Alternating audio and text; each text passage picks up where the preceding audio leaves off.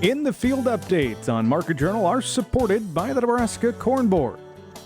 As producers do get ready to head out into those fields for harvest, one of the challenges that faces many of them is a shortage of labor. More specifically, the question is, how do you go about finding and securing reliable workers to fill seasonal or year-round needs?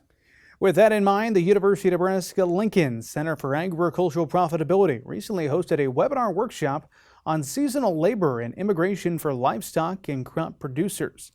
This webinar is designed to help producers and ag industry professionals understand all the options out there and how they can be used and how to navigate the challenges of different agricultural visa programs. Yeah, so there's really a couple programs that producers who are farmers and ranchers would really be eligible for. The first one is the H-2A program. That's a seasonal worker program. That's where we bring someone in from outside the U.S. and generally here for about 10 months.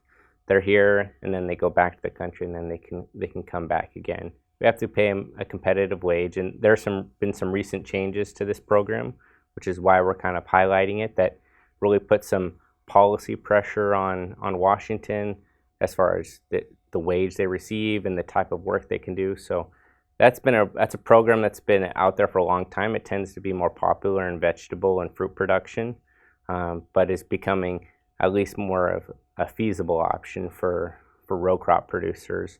And then we have another program called the TN visa, which is mainly for veterinarians and people who are in kind of breeding stock. And this is maybe a program that people haven't been aware of, and kind of highlighting that for people who might be in hog operations or in cattle operations where there's a high veterinary use. And so we kind of have a unique program. We're going to bring 3 different people who have all along the immigration kind of spectrum, and they each offer a different perspective and hope to provide some real insights for producers. This webinar will give producers some insights into the USDA Economic Service, university educators, and most importantly, different producers who've had experience dealing with these situations and federal programs.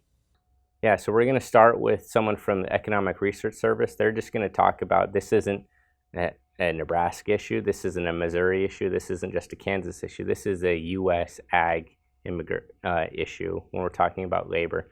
And we'll have a lawyer who actually has a lot of experience working with farm and ranch operations and trying to get labor over here. He's an immigration lawyer based out of Lincoln, and he's going to talk about what's that process look like from his side. What paperwork do you need to have? How do you go about applying for and finding individuals? And then we're going to have a few producers who have expressed interest in sharing their views and their experience with the H-2A program. So pretty unique kind of setup. When we start from broad overview to someone who actually will help you apply for the program to someone who's actually been in a program, and they can kind of tell you the ins and outs and details, what worked, what hasn't worked.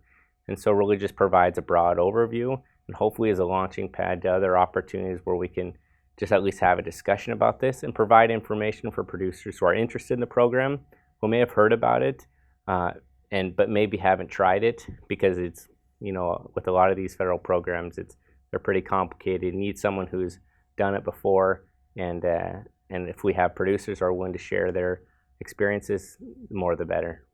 Now, if you're dealing with some labor challenges and are considering one of these programs, we've shared a direct link, to this webinar along with the story. You can find that over on the Market Journal website.